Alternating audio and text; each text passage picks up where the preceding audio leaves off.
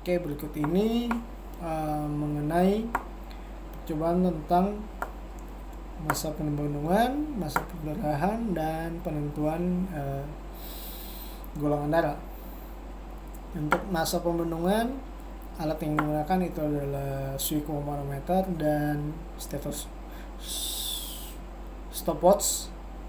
Itu kita melakukan pembendungan pada lengan atas, dan kita lihat masa pembendungan ini kita untuk menilai munculnya petekiae pada fossa cavity. Kita melakukan pembendungan dengan sphygmomanometer di angka 100 mm Hg.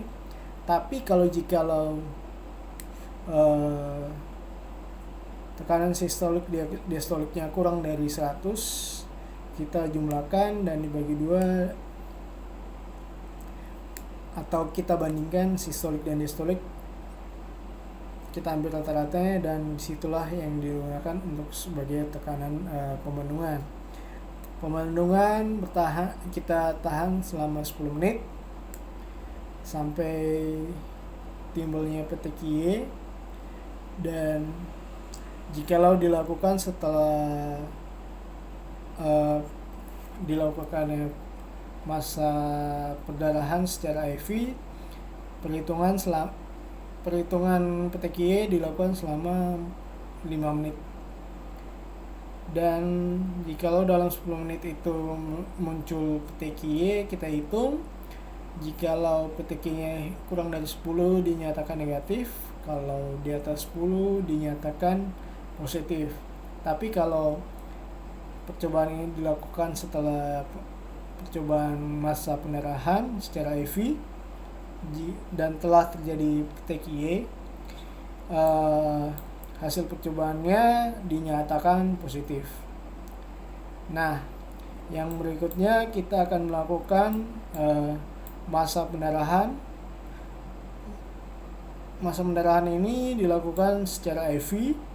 Alat-alat yang digunakan itu adalah sphygmomanometer, stopwatch, lancet darah, kapas, alkohol 70%, dan kertas saring. Nah, yang dilakukan itu adalah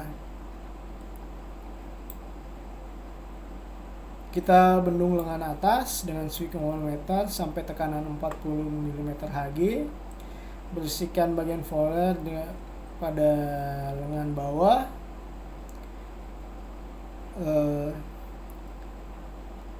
Kita bersihkan dengan alkohol 70%. Biarkan kering. Kita tusuk pada daerah fossa cavity dengan lancet kira-kira sampai 3 mm di bawah lipatan siku.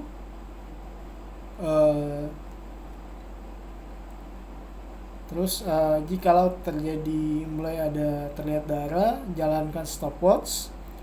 Terus kita hisap darah yang keluar menggunakan kertas saring.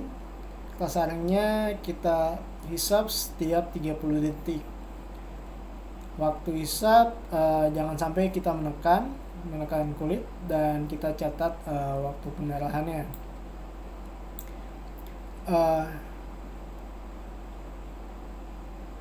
Percobaan ini gagal bila diameter bercak darah tidak ada atau kurang dari 5 mm.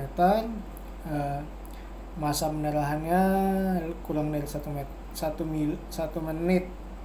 Nilai normal dari masa pendarahan itu sendiri itu berkisar antara 1 sampai 6 menit. Yang berikutnya itu adalah pemeriksaan golongan darah. Kita melakukan pemeriksaan golongan darah menggunakan fungsi kapiler, dan kita akan melakukan penusukan. Terus setelah dilakukan penusukan, kita akan menaruh pada, seperti biasa, kalau fungsi kapiler, tetesan pertama dibuang, tetesan kedua yang dipakai. Setelah tetesan kedua, kita akan melakukan menaruh tetesan darah pada kertas yang sudah disediakan atau kolom yang sudah disediakan. Biasanya ada 4 kolom, itu itu 4 kolom, yaitu kolom A, kolom B dan resus. Setelah dalam kolom-kolom kertas yang sudah diberi kolom itu sendiri,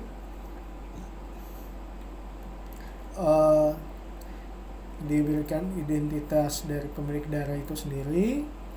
Terus kita letakkan darah pada kolom-kolom itu dan alat bahan-bahan yang dibutuhkan itu antigen A, antigen B, antigen AB dan antigen resus.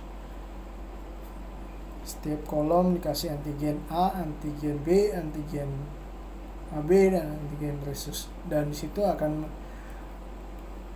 dibiarkan beberapa menit,